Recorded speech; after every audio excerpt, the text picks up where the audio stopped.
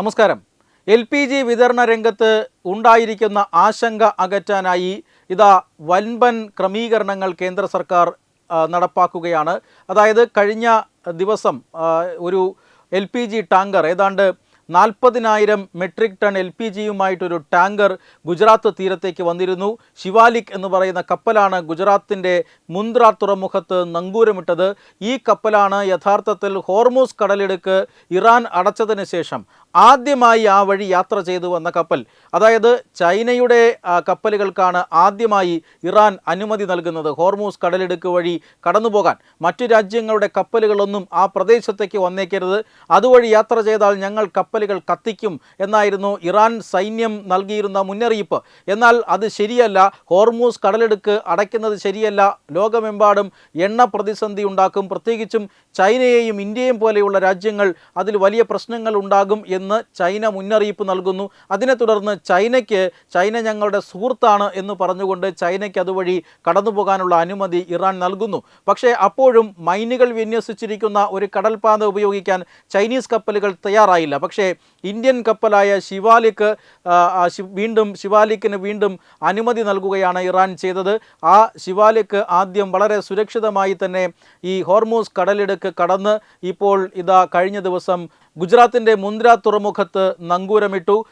അതിന് തൊട്ടു പിന്നാലെ ഗുജറാത്തിൽ തന്നെ മറ്റൊരു തുറമുഖത്ത്, വാഡിനർ തുറമുഖത്ത് മറ്റൊരു ഇന്ത്യൻ കപ്പൽ, ഇന്ത്യൻ ദേശീയ പതാക, ത്രിവർണ്ണ പതാക വഹിച്ചുകൊണ്ടുവന്ന മറ്റൊരു കപ്പൽ നന്ദാദേവിയും തുറമുഖത്ത് അടുക്കുകയാണ്, നങ്കൂരമിടുകയാണ്. അതിനുള്ളിൽ 47,000 മെട്രിക് ടൺ LPG ഉണ്ട്. ഇത് തീർച്ചയായും ഇപ്പോൾ പ്രതിസന്ധിയുണ്ട് എന്ന് പറയപ്പെടുന്ന മേഖലകളിലേക്ക് കൂടുതൽ പ്രകൃതിവാതകം പെട്ടെന്ന് തന്നെ LPG എത്തിക്കാൻ സഹായകരമായ ഒരു നീക്കമാണ്.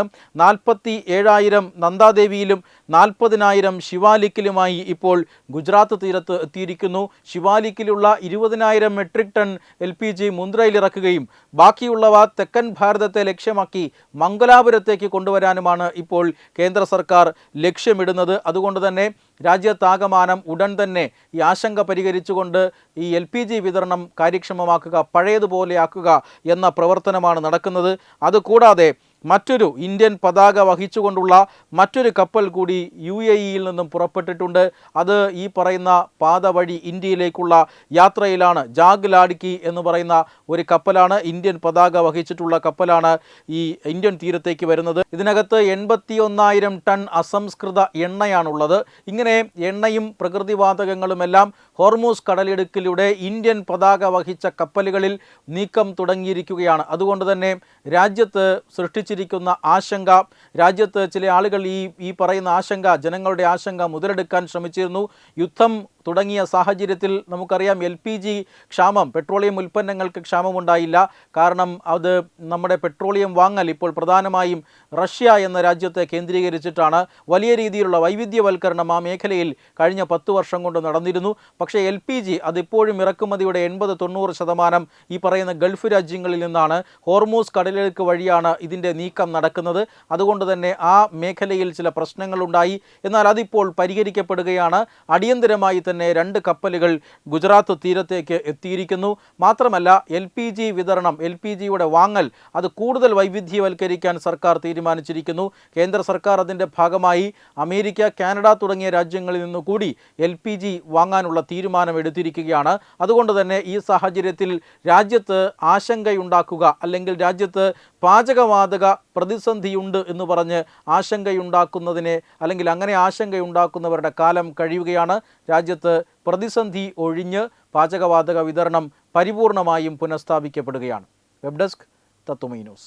HIV അണുബാധ സന്തോഷപൂർണമായ ഒരു ജീവിതത്തിന് തടസ്സമല്ല. HIV അണുബാധയ്ക്ക് ഫലപ്രദമായ ചികിത്സ ഇന്ന് ലഭ്യമാണ്. ഇതിന് യഥാസമയം അണുബാധ കണ്ടെത്തുന്നതും കാലേക്കൂട്ടി ചികിത്സ നടത്തേണ്ടതും അത്യാവശ്യമാണ്. സൗജന്യമായ ചികിത്സയും മാർഗനിർദ്ദേശങ്ങളും സർക്കാർ ആശുപത്രികളിലെ ART അഥവാ ഉഷസ് കേന്ദ്രങ്ങളിൽ ലഭ്യമാണ്. ആരോഗ്യ സംരക്ഷണം ഓരോരുത്തരുടെയും ഉത്തരവാദിത്തമാണ്.